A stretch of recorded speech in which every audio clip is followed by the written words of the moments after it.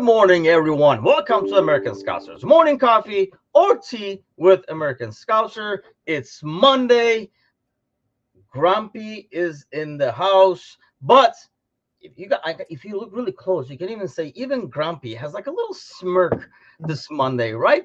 So yeah, it's been a great sports weekend. Before I forget, we are brought to you by Reckless Coffee Roasters. I'll mention a little bit, but there's a week left over there if you want to grab a gift and have them sent to your loved one and stuff through them. But Mateusz with us as always. What is up? Not much. It's a good morning. Like you said, it's a good sports weekend. I genuinely didn't have anything else going on besides Liverpool. And, for the first 76 minutes, I wanted to die. But everything's okay. No, man, it's been like an excellent sports weekend. Liverpool wins, top of the league. Then Fenerbahçe beats Beşiktaş in Istanbul Derby, top of the league. And then 49ers yesterday beat Seattle. And then it was a little dirty moment where I had to root for Dallas for like a little bit. So still feel a bit icky about that. Ugh. But Eagles lose. So now 49ers are top seed. And then plus Lakers won whatever the hell it is that they won in The in-season like tournament. the League Cup of NBA is what it felt like. But they did win that. So yes, it's been like an excellent sports weekend. You get these rarely. Sometimes somebody finds a way to disappoint over the weekend. But we didn't get to see you, I think, in the post-match, right? So you didn't miss us on the post-match. So let's get your thoughts on this torture session. Have you taken up knitting, says Alan? Yes, I made this. I made this Liverpool Christmas sweater. It's pretty well, grand. that's quite impressive. That would be a feat if you were able to pull that off, actually. Do you not believe me? The FA Cup. I don't know. Does that have enough history to be FA Cup of NBA, though? Well, I mean, the very first year the FA Cup was implemented, did they say that then as well? That's true. Boom. I think I will say before we really get into the nitty gritty of the show, and this is how this goes. Whatever that is, yeah, okay. I know I have a lot of friends here in the States that aren't familiar with cup competitions, and so I think the fun thing was that a lot of my friends, a lot of these guys I was reading online were really getting into it. My one thing is that it should be sort of like the FA Cup, and it should include a lot more teams. You go, let's say you just start down at some sort of semi-pro amateur level at the first couple rounds, right? And not introduce NBA teams until round 9, 10, whatever you need to do. And then have the G League teams in there as well. And just have that potential, that one moment of maybe there's that one G League team that just happens to upset an NBA team. And it's most likely not going to happen, but I think that would open up the cup just a bit more. I think it'd be fun. That would make it a good FA Cup comparison then. That's an interesting take. I just don't see the problem over here. Well, I guess we have it in the FA Cup and stuff too, right? Like the big boys don't always play their big boys kind of a thing. So I guess in some ways you would get the same thing. Like Lakers will probably not, throw Anthony Davis out there or whatever if they're playing Rockford's rookies or whatever the hell they are called. You know what I mean? Like there's a team in Rockford because I lived in Rockford for a little bit. I can't remember. Royals? I don't think they're there anymore, Tim. No, they're not. No, well, after I left, they were probably like, "What's the point of being alive?" So, so they just moved over to Chicago because Chicago has another team. Yes, they do. Yeah, it's but weirdly enough, it's not the. Oh no, it is. It is the affiliate to the Chicago Bulls. I was thinking of hockey. The Chicago Blackhawks, their affiliate is not Rockford, which would make sense because it's only. No, what is it? Is it Iowa or somewhere? Yeah, there's the Chicago Wolves and there's a Rockford team, and neither are affiliates to the team in Chicago. Yeah, it just doesn't make any sense. A kink in your FA Cup thing, by the way, because these teams are somehow related sometimes too, like they're minor league teams. Yeah, conflict of interest. It's similar to having your players out on loan, though, right? You just maybe have a rule that the parent, I guess, the entire team is out on loan. Yeah, the entire team is on loan. Then. Well, then no rules behind that. Beat your teammates, your older teammates, and see if you deserve a shot on the team. That's it. I guess. I mean, yeah, it was interesting. I think it is like weird to introduce the cup concept to American sports, but yeah, I didn't know what to think of it. Like it's what, and it did feel like when they won it, it felt like okay, yeah, I mean they won, but like it was just like that's the first NBA game I watched all season because I've kind of given up on watching regular season. I think that's what it did the most is made people watch like for myself. I probably would not have watched regular season NBA for another few months. It made Yeah. me watch essentially a regular NBA season game. Yeah, and that's the biggest problem with NBA is the early viewing in the season, and that's just because there's too many games. And I've said that many times. I think there's a way to fix it, but obviously I'm not ahead of the NBA. I'm not Adam Silver, nor do I want to be. So until You don't then, want to be Adam Silver, who looks like Mr. Burns everywhere he goes. no. Here's the worst part about this though, and then I promise we'll talk about some footy, guys. But it's Monday, so fuck you. This is our show. One of my fantasy leagues for basketball, the punishment this year, if you come in last, is you have to dress up like Adam Silver, go downtown and grab a megaphone and announce the draft picks that we are making for our rookie drafts the next year. And I am currently sitting 2-12, like really in bad shape. So I might have to actually become Adam Silver. So I don't know. Maybe I shouldn't joke about it too much because there's a chance. Yeah, he came up in that freaking like ceremony, which was awkward as hell, by the way. Which pretty much most of these ceremonies are. But I just thought he was gonna be like excellent, just like pass out trophies. But yeah, it was. Hey, but like I say, it's unless LeBron chips in a few $100 million in transfer window, screw him. He's got a cup trophy to offer for someone. Yeah, he can offer that. Yeah, he was already laying the groundwork for his Vegas thing and stuff like that. Yeah, that FSG will probably be into. No worries, they'll be hand in hand with probably a franchise in Vegas. Looks like, but hey, I mean, I might just go play for him because it's a good place to hang out. Okay, so let's get to the footy kind of stuff. So, what did you think of the game? Obviously, it was torturous. I called it in the pre-match a 2-0 torturous win. It was even more torturous than anticipated with a 2-1 dread. Yeah. I mean, do we thank IU for being an idiot and turning the game over? Probably. I think maybe with Elliott coming on, there would have been a little bit of some possibility to kind of turn the game on its head a bit. But the IU red definitely helped. And I know that I think I said in the Discord, I was a little worried when he got sent off because we haven't really been that great playing against 10 men in the past couple of years. Which was great to see that was not the case on Saturday. But yeah, it was probably out of all of the frustrating games that we've probably had over the last few years, that was the most uninspiring I think I've seen this club ever, at least in the last 7 years. I think that first 75 minutes for me was the worst I've ever seen. This was before the Klopp quote came out. I think I said on Discord even, I said, this is probably the worst thing I've seen in a long time.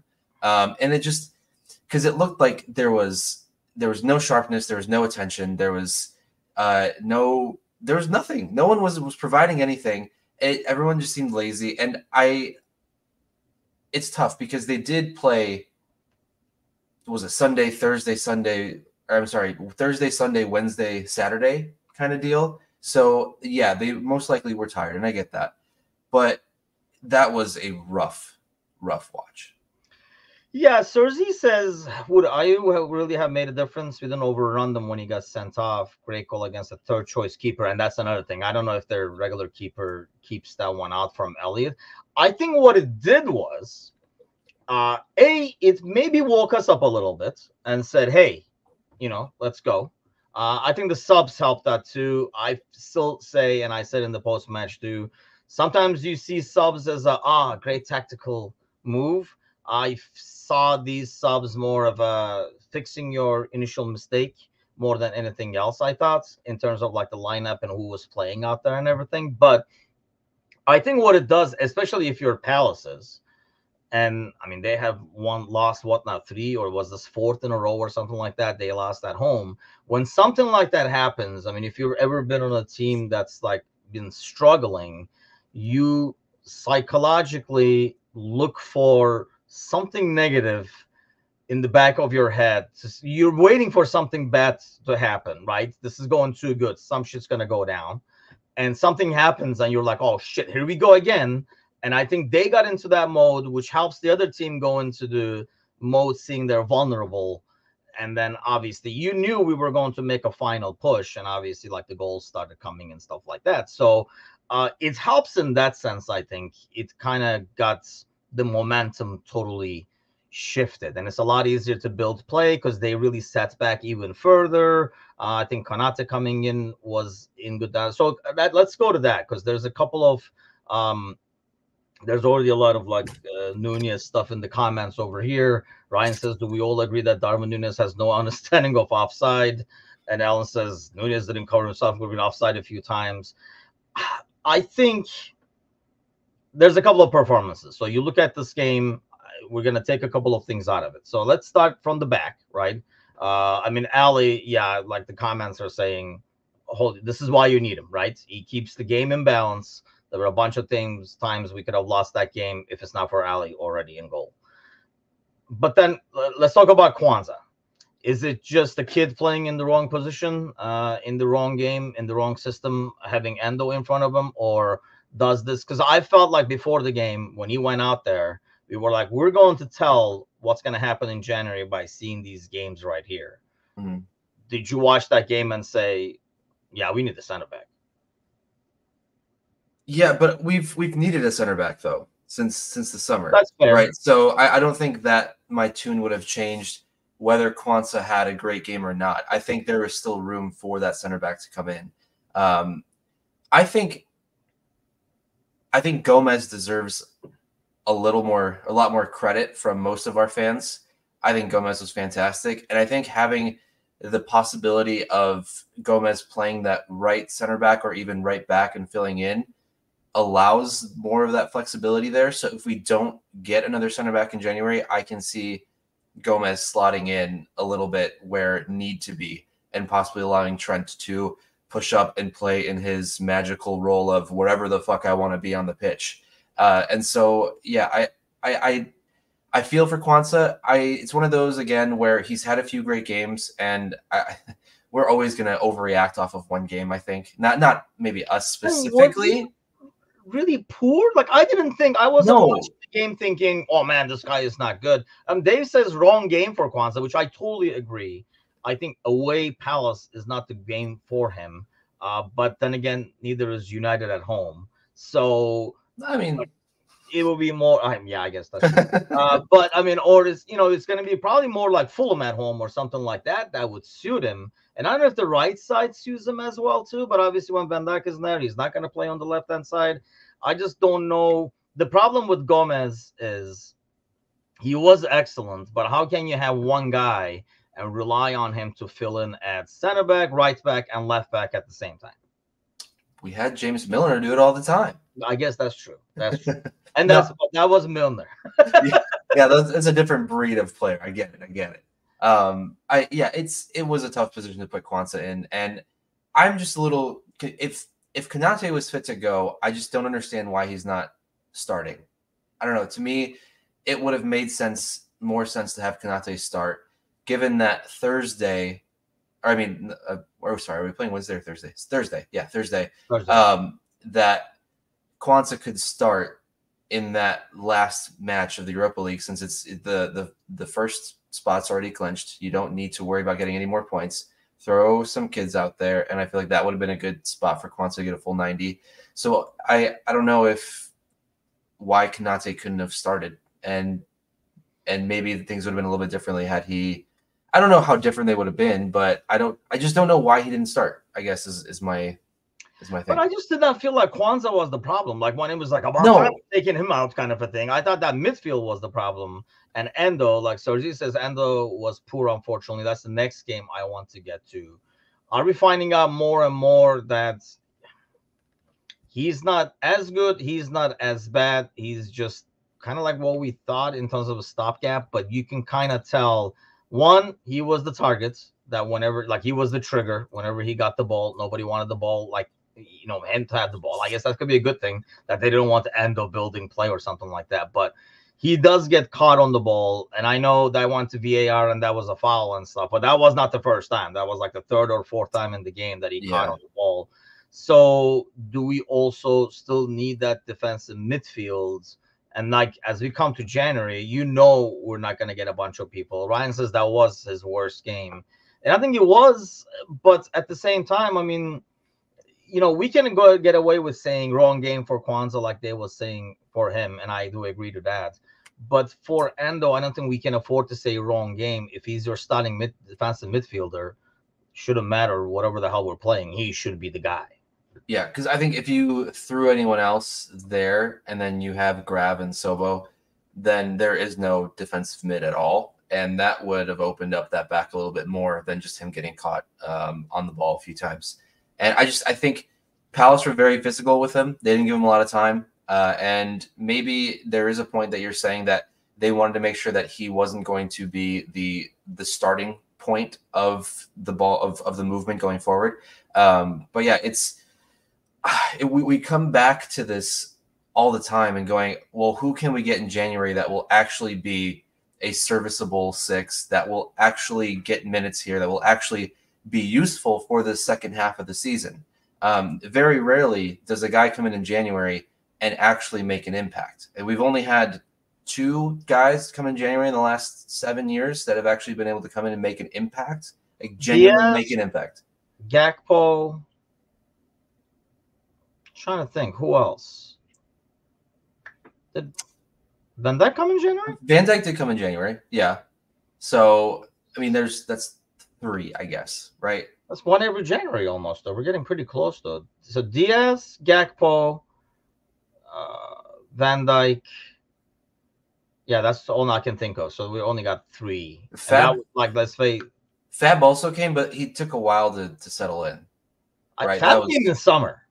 He just did not play. No, he did. You're right. He did come in summer. You're thinking like that because I don't think he started playing till like November or something like that. Same thing with Robertson. I don't think he started playing till late. But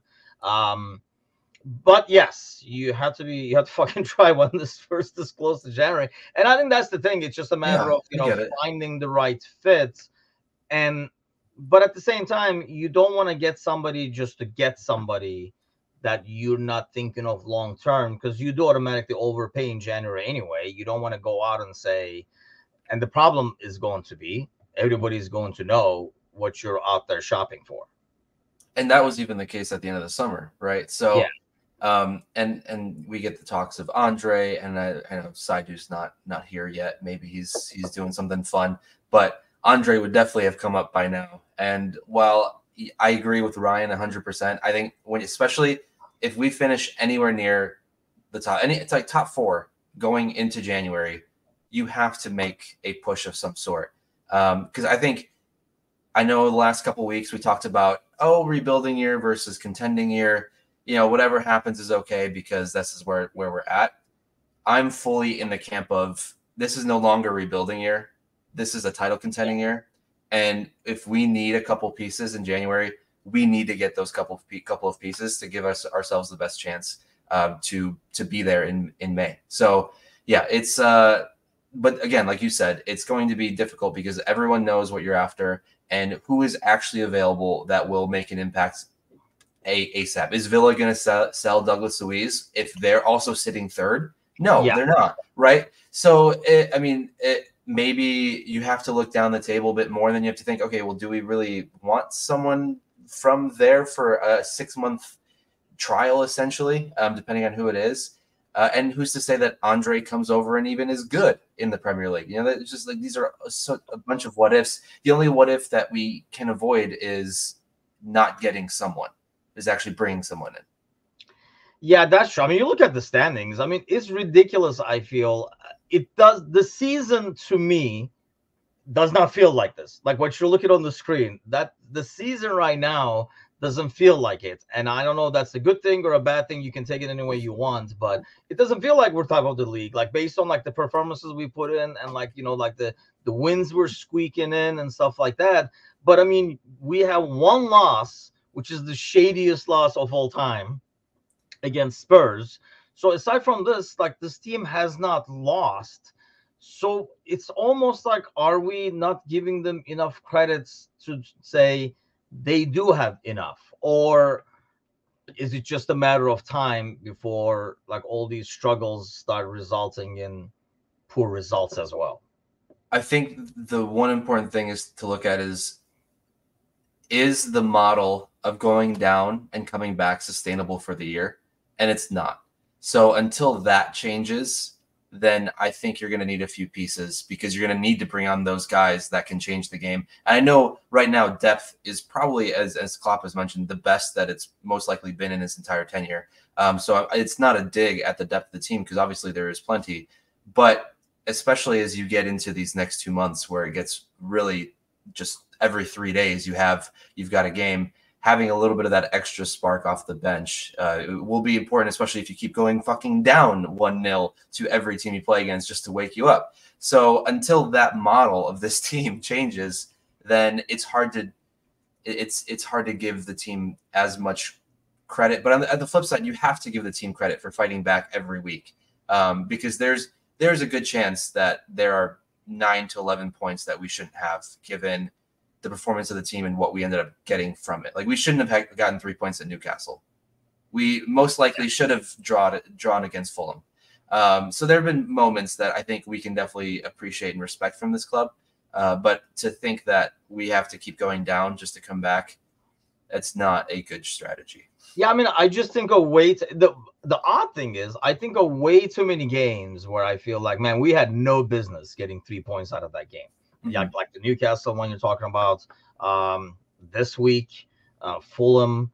But then there are like some games I was like, how the hell do you lose points? Like Luton Town and stuff like that as well. So here's like, I mean, I know it's tongue in cheek, but Thiago and Besetic, is this what we do in January in terms of defensive midfielder or what we're willing to pay for Andre and stuff like that? Really depends on how close. I mean, they know obviously more than what we know. We just know Thiago is going to be injured all the time. That's pretty much all we know.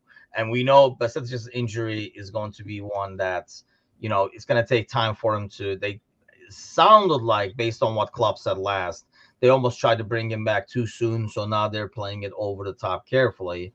The club knows more than we do, obviously, in terms of how realistically these guys will play. Is it mainly dependent on those two, what we do in January in terms of midfield? Probably, because both of those guys could play the 6. And that's the position that we keep talking about, is the 6 is that position there. I guess my question to you is, if you bring in a guy like Andre or have Thiago or Bicetic available, whatever the case might be, because to me it seems like Klopp still wants McAllister in that position. And he's going to play in that position if he's fit. So even if someone comes in, do they go ahead of McAllister there? See, I'm not sold that Klopp wants, like Klopp says, he's my dream 6. I don't think so based on who he's played at the 6 before. Because he hasn't done a lot of like Thiago at the 6 and stuff like that. Like we would put their Hando and stuff there first. So he does want more of a workhorse there than somebody fancy. Or good with the ball or build up, blah blah blah. Is it just that he likes Mac out of everybody the best for that position right now, as opposed to him really wanting to figure out how to play him there? You know what I mean? Is it just like lack of options right now? Yeah, maybe. Because like he looks at this game and he's like, this is why I'm fucking playing Mac there. Like because of, like you see what Endo is doing. Yeah, I guess that's fair. I think just going back off of the last 14, 15 matches where the squad selection was there, it just seemed like McAllister has continuously been the shoe-in for that 6. But maybe it is just because the options aren't there. So perhaps that's exactly it. Ryan says those games we lost last year, which is definitely true. They're from fighting the team, never feel out of it this year, always feel in it.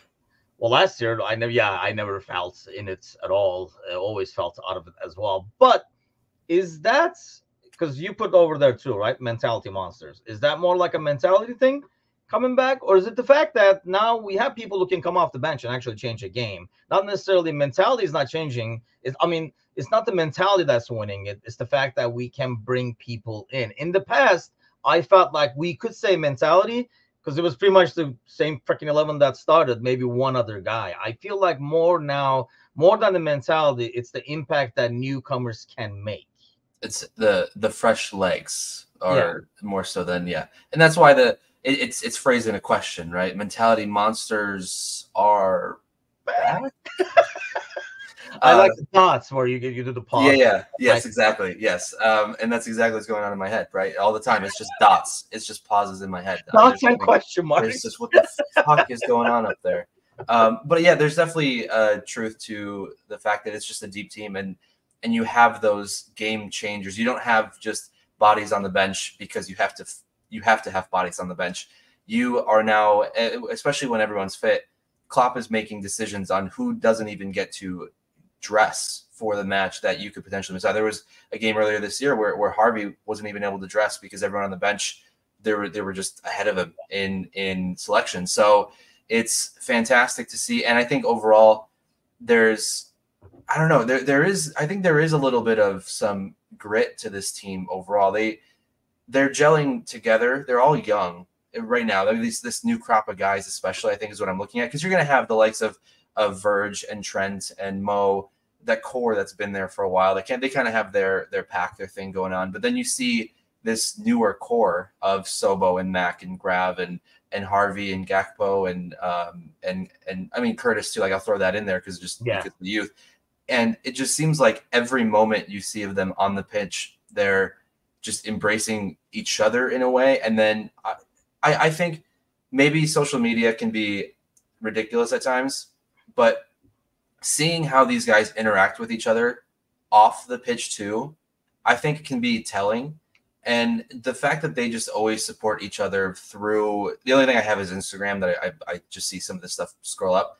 And no matter what it is, any post of one of these players, I don't know if it's the club telling them to do it, but just the entire squad just comments on every single post of every single player. It just seems like it's just a family, you know, as cliche as it sounds, and that they really are just playing for each other. Yeah.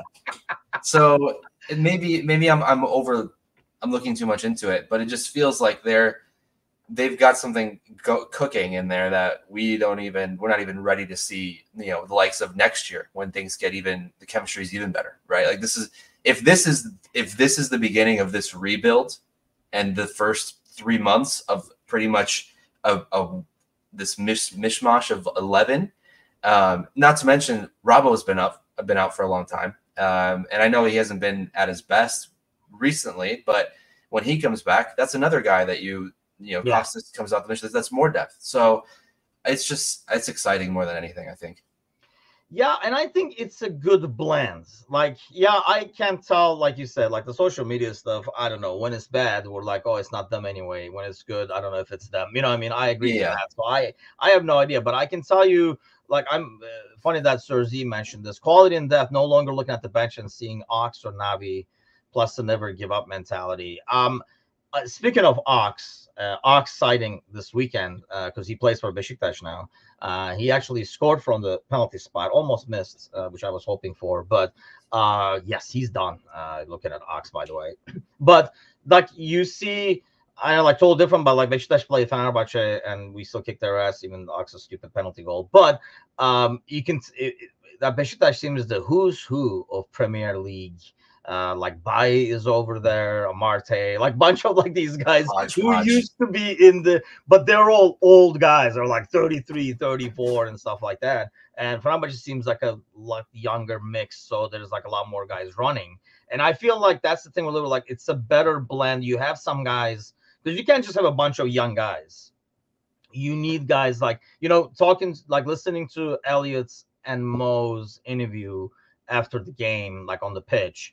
You can kind of tell, like, Mo treats all these guys like they're like his sons or something like that. He was like, yeah, he's a good kid. Like, he's talking about Elliot, like he's like son in college or something like that. He's a good kid. Like, I tell him all the time, kind of a deal. So I think it's good to have like a Van Dijk back there, Mo up top, like all these guys scattered experience-wise. But then you look at the rest of the squad, it's really young. I think compared to United, which I'm sure we'll talk a lot about them this week because we're going to play them next weekend, it's old guys that you can look up to as opposed to just old guys. Like me. Right. like actual role models on the pitch. I mean, because we and even some of the younger guys, we've mentioned this. People in the comments have mentioned this.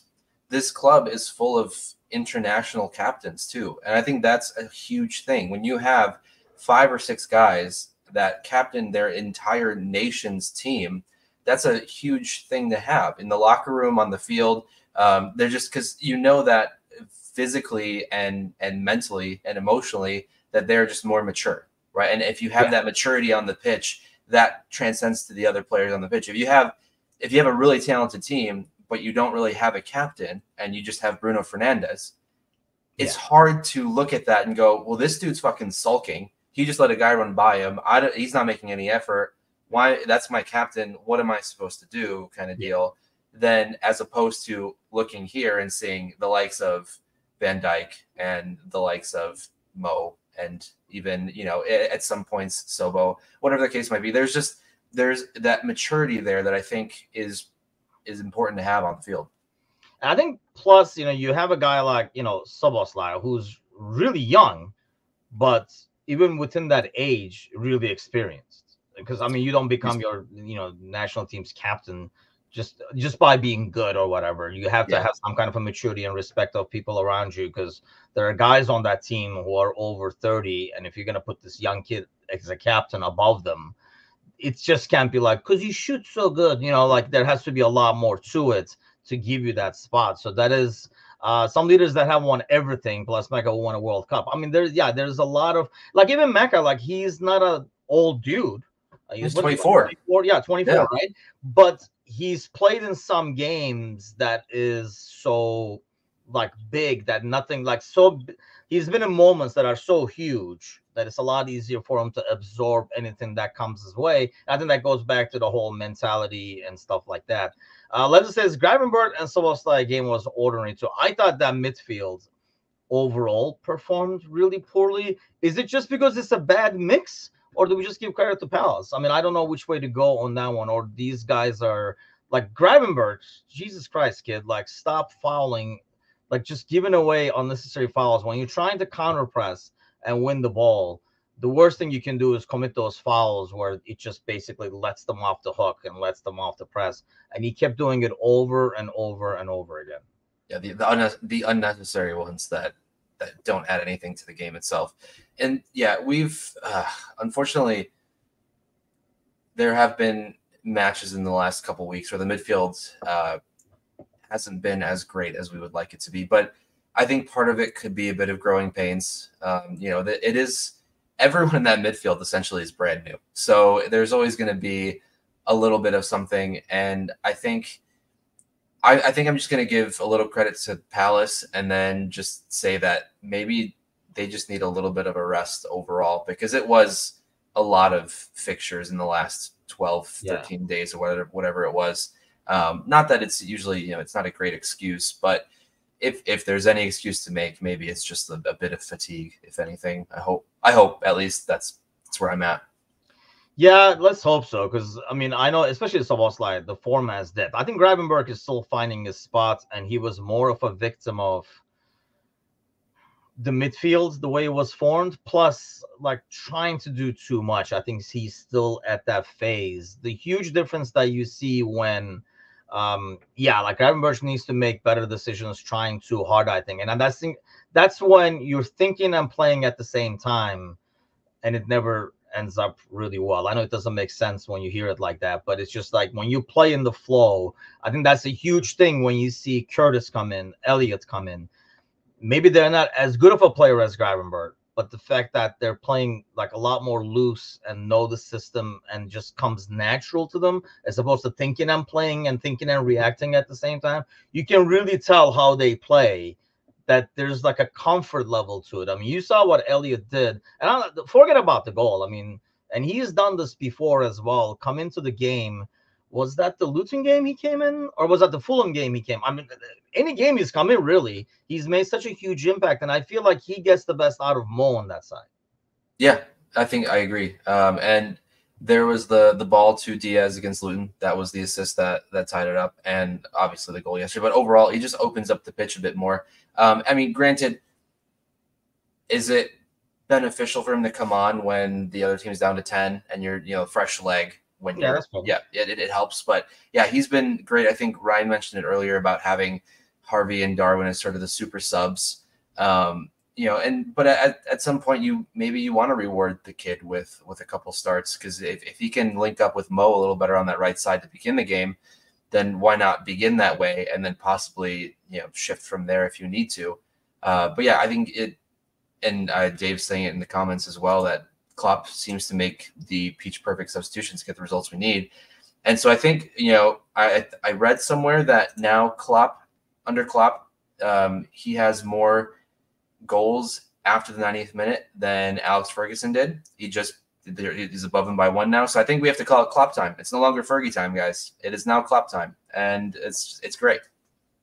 See, the only thing I don't agree with in this game, especially, I don't consider this one. There's a difference between like making a peach perfect substitution, which I felt he did like a few games ago. And I even gave him the pro. I think this was more like getting it right, because I don't think Nunez had any business starting.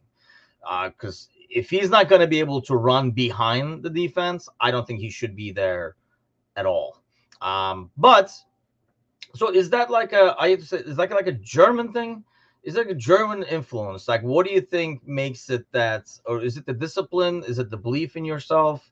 What is it that? Because let's face it, if somebody else does it, I mean, we're talking about this with my brother this week, actually. When somebody else does it, we're like, those lucky asses, they scored in the 97th again and stuff like that. When we do it, it's more like play to the last whistle and play the last minute. So, like, how do you look at that? Is it just belief? Is it just, like I say, it's heritage? That's what it is.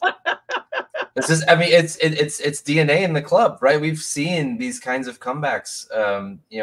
When you think of Liverpool, you think of the big moments and being able to overcome kind of that adversity. So, obviously things change from year to year and decade to decade. But yeah, I think we may see certain things as lucky, but if you ever look back on something and there's a moment of time, or there's a period of time where a certain club continues to get the results that they need late in the game, I think it isn't, we look back and we don't think of it as lucky anymore, but we kind of do respect and appreciate what that club was able to do. I think, obviously Fergie had his time at United, and while they had a lot of money and they were able to buy who they wanted to buy and whatnot, he did still make sure that they played through until the final whistle, and that wasn't necessarily lucky. They played until they couldn't play anymore. And I think that's the sort of thing that we have at this club. And I think it's something that we've had for a long time, but there have been periods, right, where it goes missing. But overall, I think it's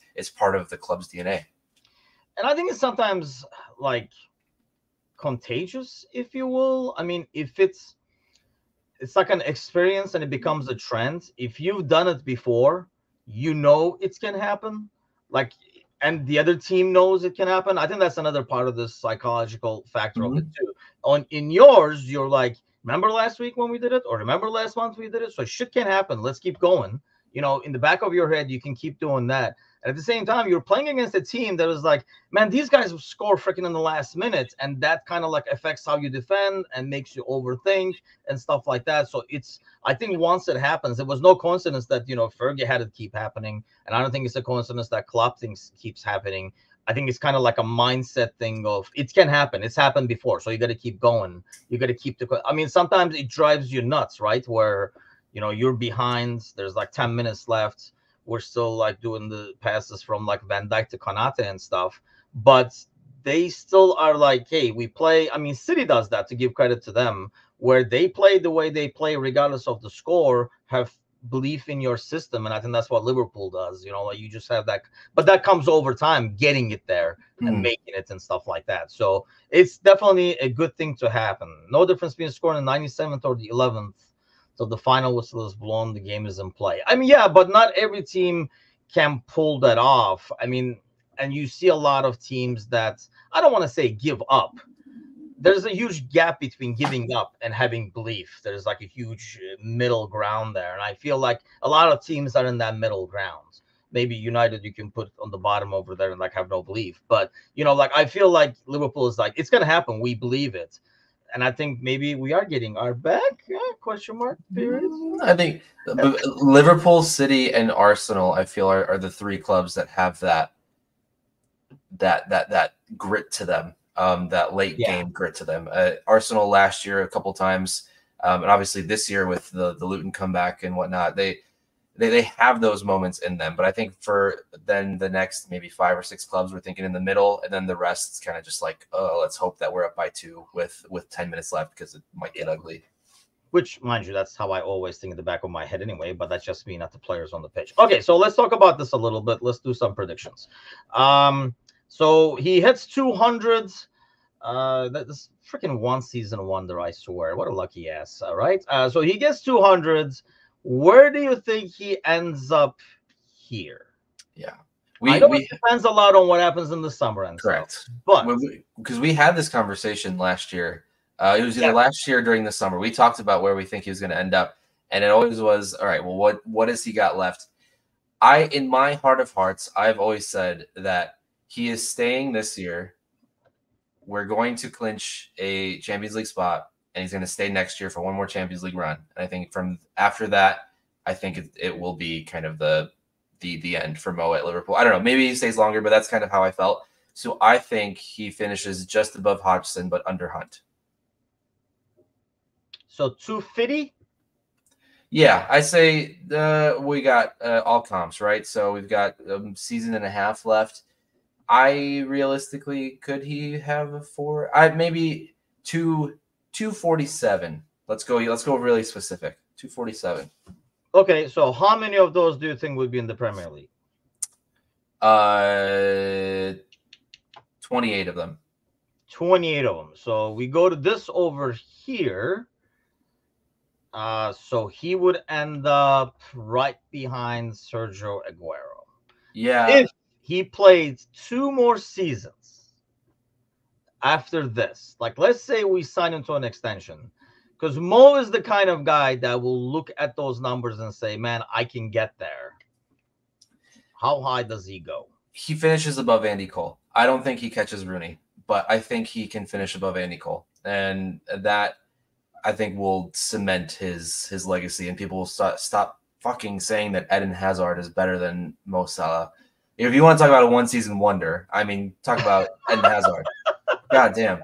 But yeah, I think above Andy Cole is where I would think he would really enjoy being. That's what, 38 goals for the next 2 years, 19 more, maybe not 19 more this season, but let's say 16 more this season, and then 22 next season potentially. I mean, it's within average, right? So yes, I could definitely see it happening.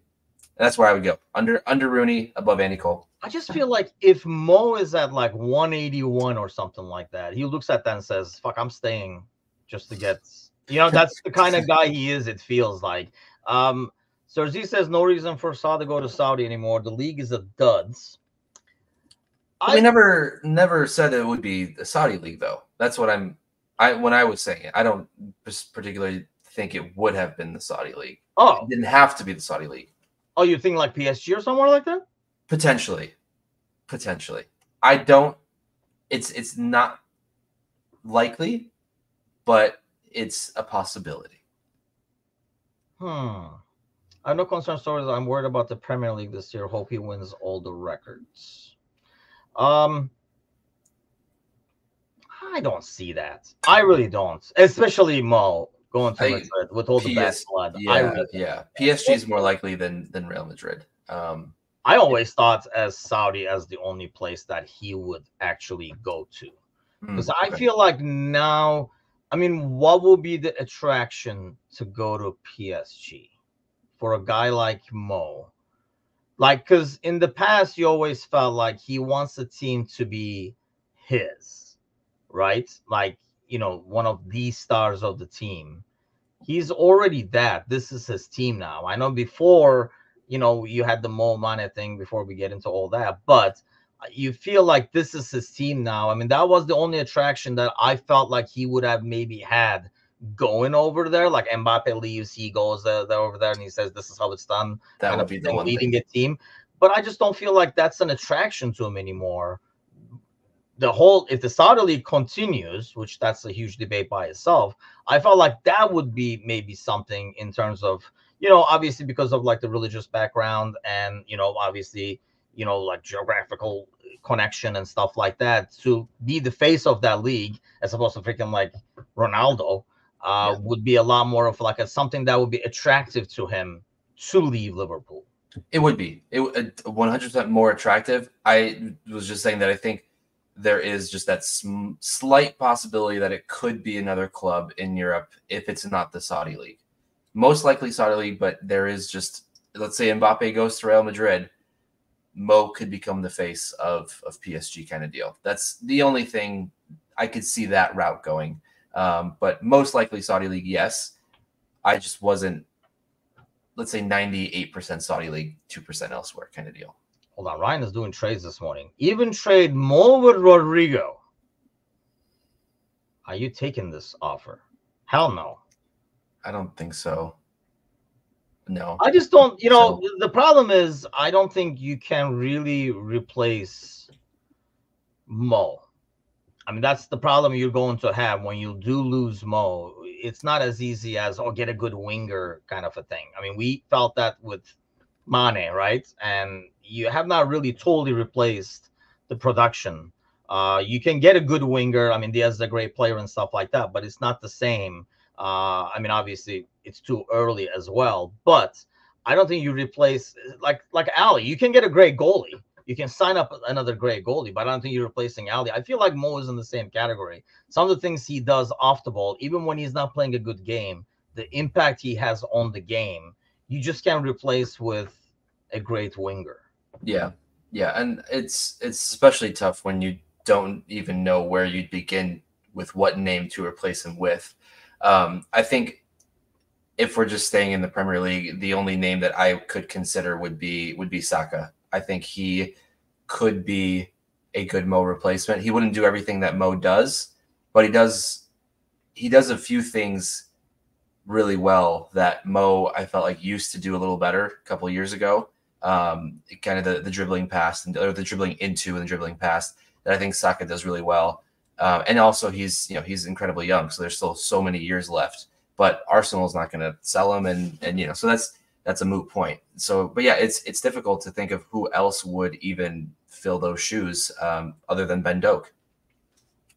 Yes, we'll probably see him, I would think, on Thursday. Why would Salah? The common theme over here is Sergi says Salah can still play another 3 seasons in the PL, and that's great. We don't want him to leave. Seasons. Okay, let's go back to this chart then. 3 more seasons. These people are saying 20 goals a pop. That puts him at 210. And then he might as well just beat Harry Kane's record. He might as well just stay 6 seasons at Anfield and just take the whole fucking thing. Move over, Shearer. Egyptian King was the top. Yeah, I mean, the Ryan says you're talking about once in a lifetime players, and I think that's like the thing. You're just not going to replace him, and you're just not going to find somebody with the same productivity. People give a lot of crap, and like sometimes he does look like he's not in the game at all, but man, the impact he has on the game when he's not in the, I mean, he has become this huge facilitator too. And I noticed like when people are defending him now, you used to be only afraid of what you're talking about, him coming at you dribbling, right? And that's with a lot of wingers. I mean, you look at Diaz, when you're defending Diaz, that's basically what you're more worried about, him coming at you with speed with the ball.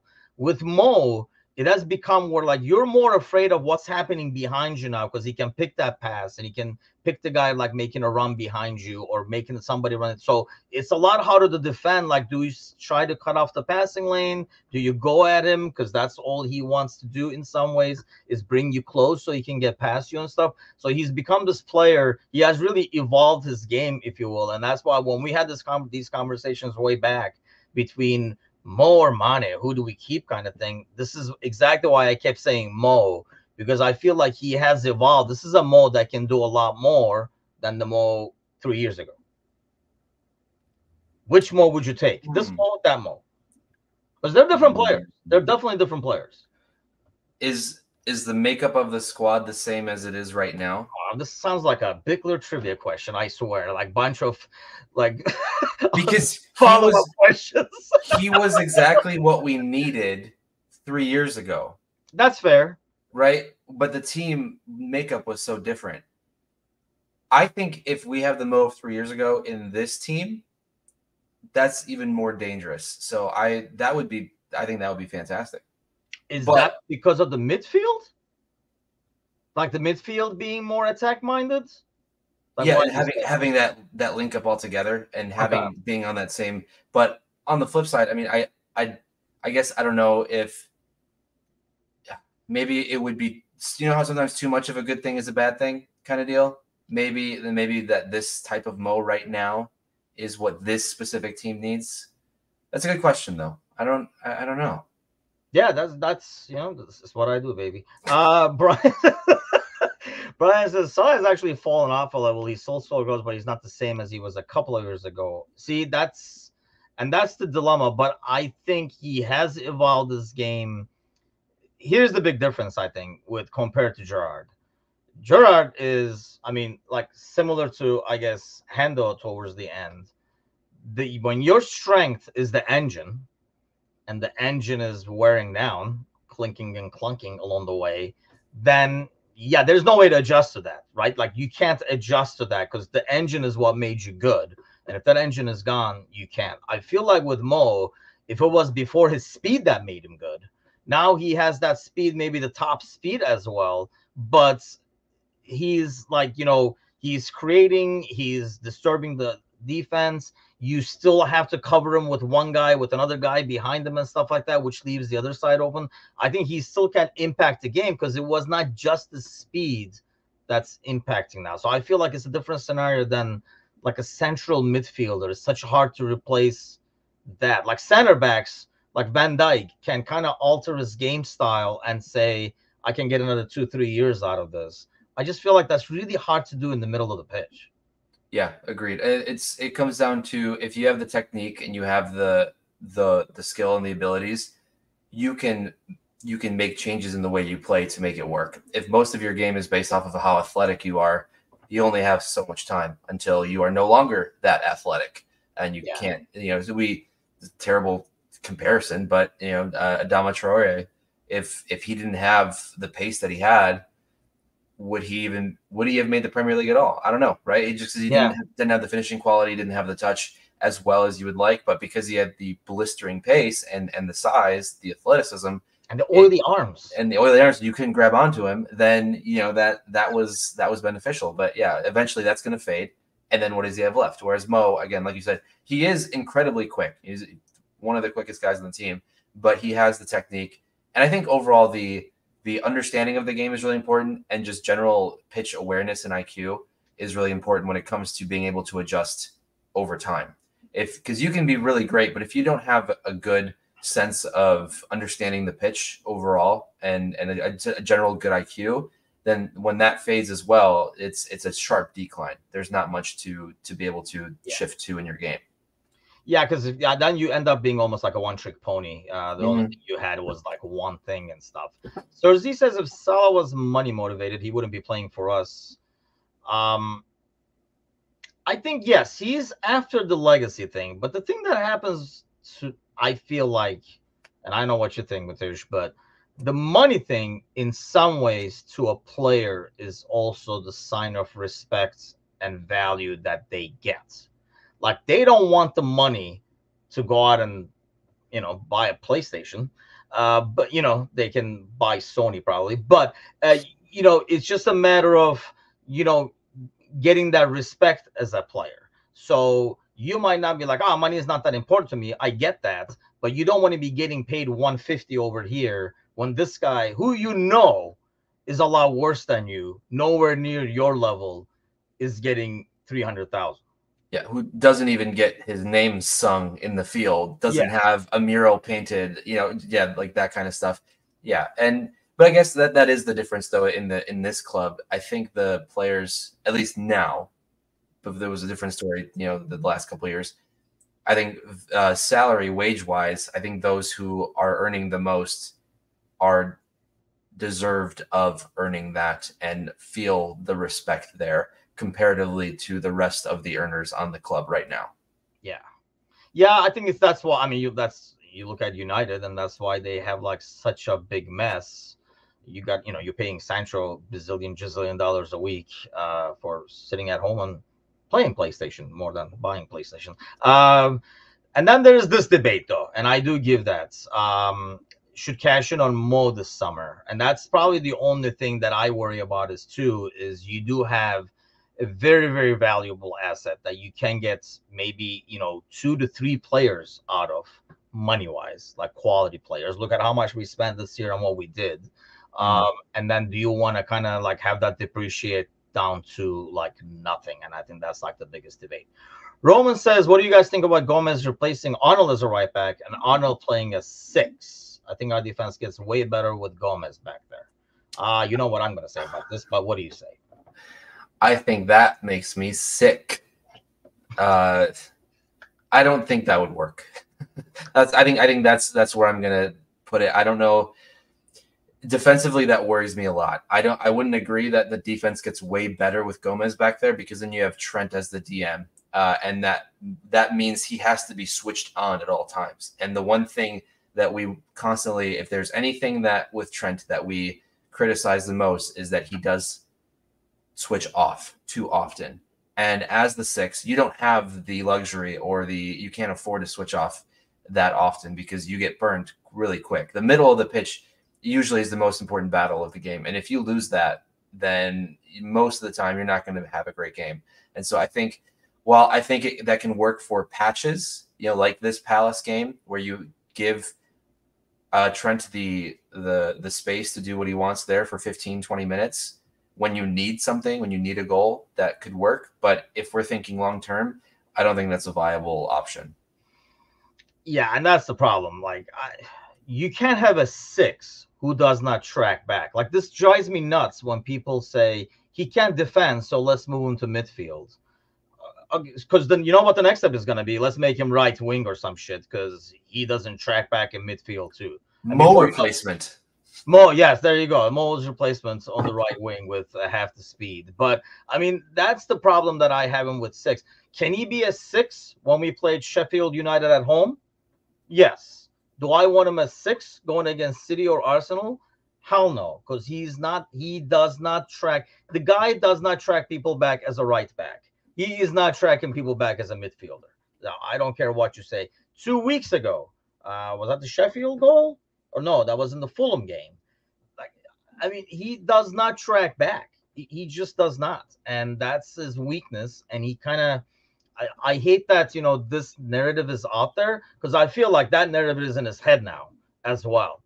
With all with the England stuff, because there's so many damn right backs, like playing midfield and stuff like that. I feel like it has gotten his head. So maybe if that was never a possibility, he would say, you know what, this is what I have to improve in my game. And he would work on that. But I feel like, yeah, he kind of probably wants that as well. But I just can't see a guy who does not track back playing midfield. I don't want a guy. I don't know if Klopp does. But against Sheffield United at home, where you need the ball control, distribution, and can still do some like defensive work, hell yeah, like put him at like 6. I'm okay with that. But and that's what I was asking about Gomez earlier. I know we're running out of time, but what I worry about also with that scenario is, okay, so now Gomez is the only guy you have who can back up multiple positions. If you make Gomez a right back, now you just lost your backup. I mean, until Robertson comes back, you just lost your backup for left back. You'd lost another person playing center back. We were just talking about your side. You are late, way late.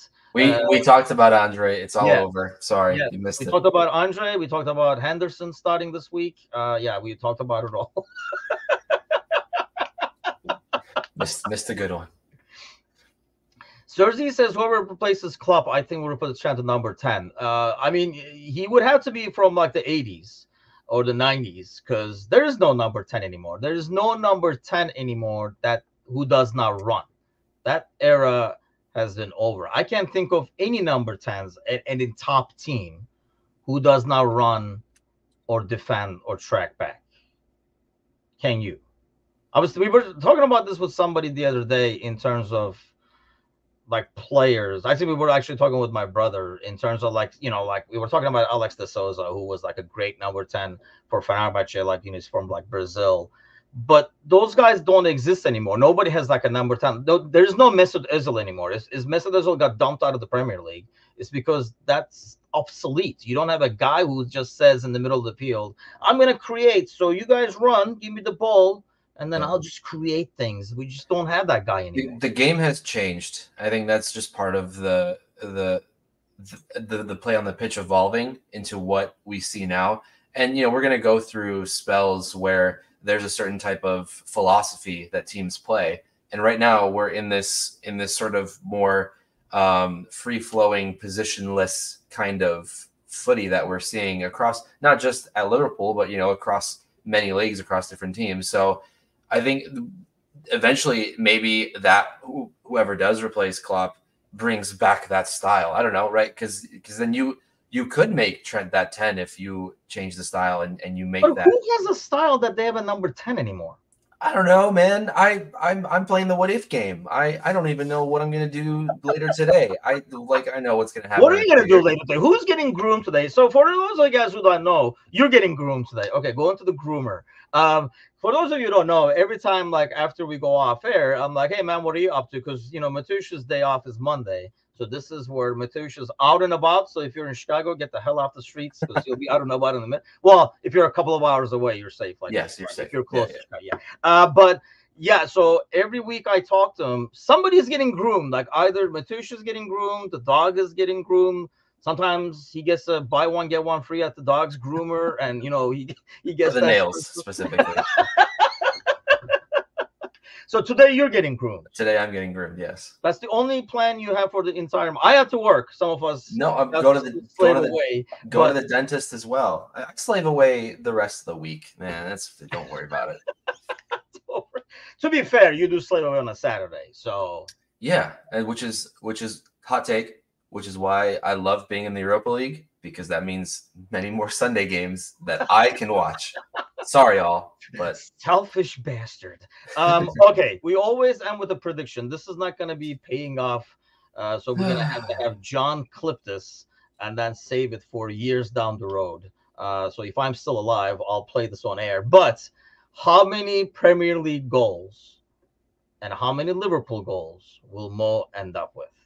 So throw in your predictions. We'll clip this, and then we'll play it in like 3 years. Can we just, for this experiment, can we agree on how long Mo is going to be? That's part of the prediction game. Okay, fine. We're predicting both, if you will. Okay, Mo ends at 203 in the Premier League. Okay. 53. And then can you go back to the Liverpool slide? You want a calculator too, or 272. Only 19 goals outside of the Premier League? Yes. He's many more assists.